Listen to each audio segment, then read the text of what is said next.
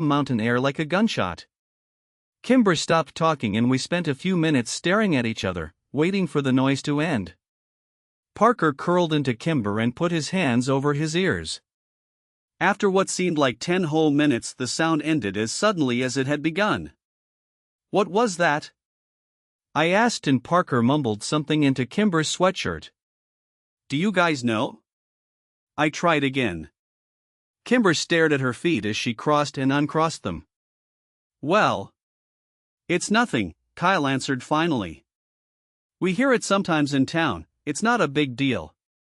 It's just louder up here." "But what's making that sound?" "Borrasca," Kimber whispered without taking her eyes off her feet. "Who's that?" I asked. "Not who, where?" Kyle answered. "It's a place." "Another town?" "No, it's just a place in the woods." "Oh. Bad things happen there," Kimber said more to herself than me. "Like what?" "Bad things," Kimber repeated. "Yeah, don't ever try to find it, dude," Kyle said behind me. "Or bad things will happen to you, too." "But like, what bad things?" I turned around. Kyle shrugged and Kimber stood up and walked over to the rope ladder. "We'd better go. I have to get home to my mom," she said. We climbed down the ladder one by one and then started the walk back to the trailhead in an unfamiliar silence. I was dying of curiosity about Borrasca but couldn't decide if and what to ask about it. "So, who lives there?" "Where?" Kyle asked. "Borrasca." "The skinned men," Parker answered. "Pfft," Kyle laughed. "Only babies believe that." "Like men who are skinned? Like their skin is gone?" I asked excitedly. "Yeah, that's what some kids say. Most of us stop believing in that, though, when we turn double digits," Kyle said. I looked back at Kimber, who was still 9 like me, but she was staring down the trail, ignoring us. That seemed to be the end of the conversation, and by the time we reached our bikes the awkwardness was gone and we were giggling trying to decide if we were too drunk to bike home. School started 2 days later and I'd completely forgotten about Borrasca. When my dad pulled up to the curb to drop me off that morning, he locked the doors before I could get out. "Not so fast," he laughed. "As your father, I get the privilege of giving you a hug and telling you to have a good first day of school. But Dad, I gotta go meet Kyle by the flag before first bell." "And you will, but give me a hug first. In a few years you'll be driving yourself to school, let me be your dad while I still can." "Fine," I said, exacerbated, and leaned over to give my dad a quick hug. "Thank you. Now go meet your friend. Your mom will be waiting here to pick you up at 3:40. "I know, Dad. Why can't I take the bus like Whitney?" "When you're 12, you can take the bus." He smiled and unlocked the doors. "Until then, I get to drop you off in the mornings. If you think it'd make you look cooler, you can ride in the back seat behind the cage." "Dad, just don't." I threw open the door of his cruiser before he could say anything more and ran as he laughed behind me.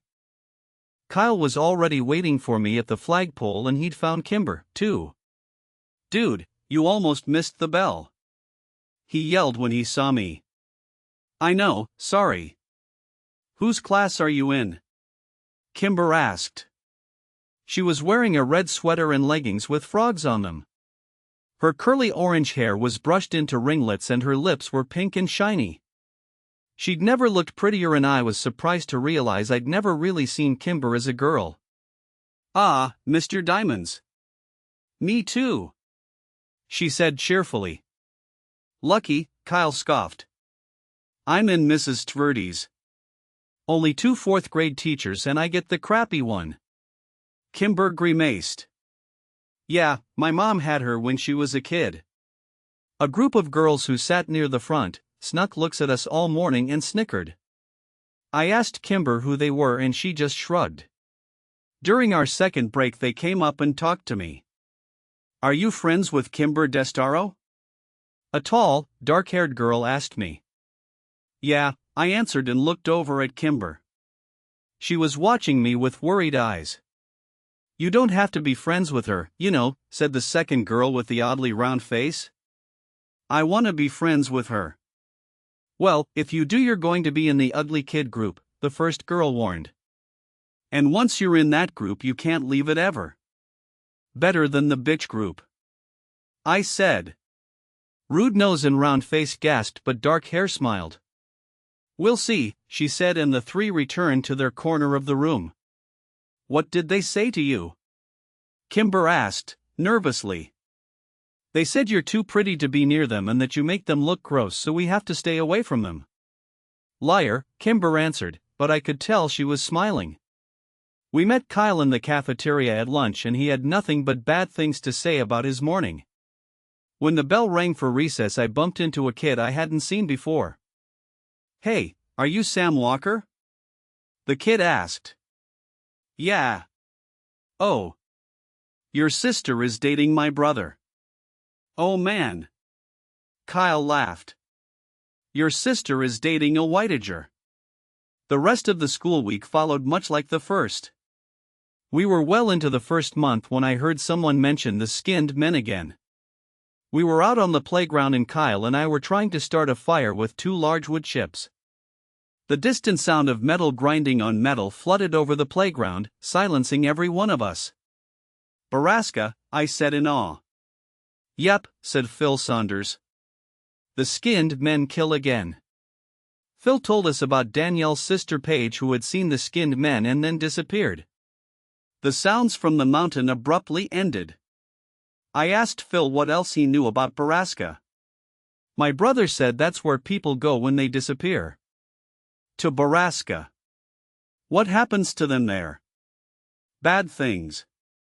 The year dragged on and it wasn't until Christmas break that I heard the machine at Borrasca again. It was December and there was a thick blanket of snow on the ground which only served to amplify the noise from the mountain. I sat in my room listening to it. I asked my dad about it. I asked the sheriff about it and he told me the noise comes from private property up in the Ozarks. Is the property called Borrasca?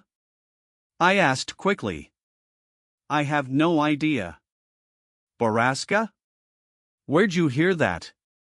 Kids at my school. Well, it's nothing to worry about, Sammy, probably just some logging equipment. Have you ever heard of the skinned men? I asked quickly. Skinned men? Good God, Sam. Is your sister telling you these stories? Whitney peered over the railing, phone in hand and an annoyed look on her face. Ugh, seriously? As if I'd waste my time. Christmas came and went with surprising smoothness at our house. Whitney and I got everything we had on our lists. On the first day back to school after Christmas break, Phoebe Dranger slammed into Kimber from the side. Kyle caught her before she fell.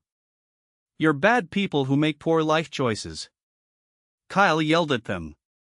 Kimber turned away to hide her tears. There was a school assembly. The Historic Preservation Society of Drisking presented. They talked about the Cherokee, the Trail of Tears, Alexander Drisking's discovery of iron ore. Then James Prescott took the stage. I found Jimmy Prescott to be infallibly charismatic and entertaining.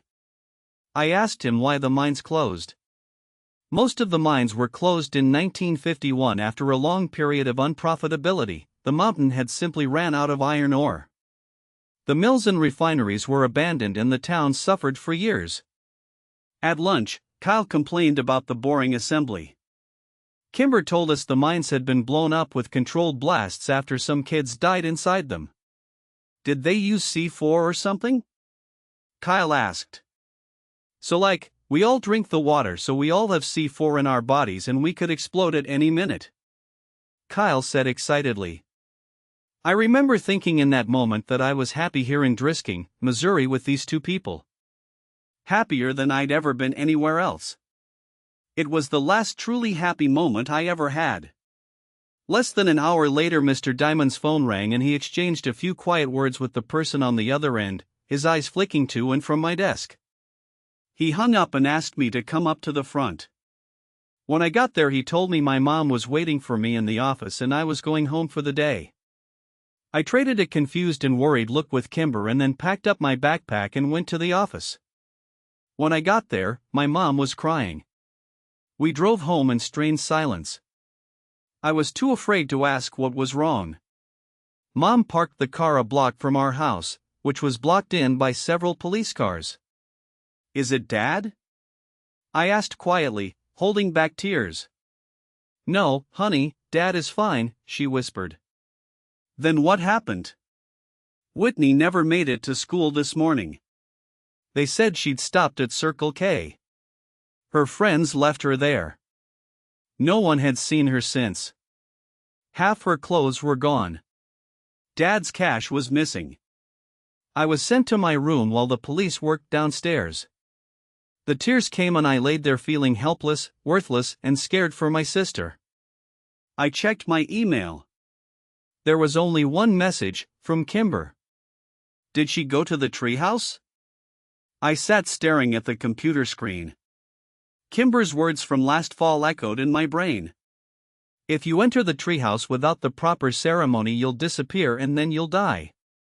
I didn't need to sneak out because the police were too busy with my parents to care about me. I snuck my bike out of the garage and rode the 3 miles to the West Rim Prescott Trail. When I got there, I saw 2 bikes already locked to the signpost and my 2 best friends sitting in the snow next to them. "I knew you'd come," Kyle said when I pulled my bike up and Kimber ran up to hug me.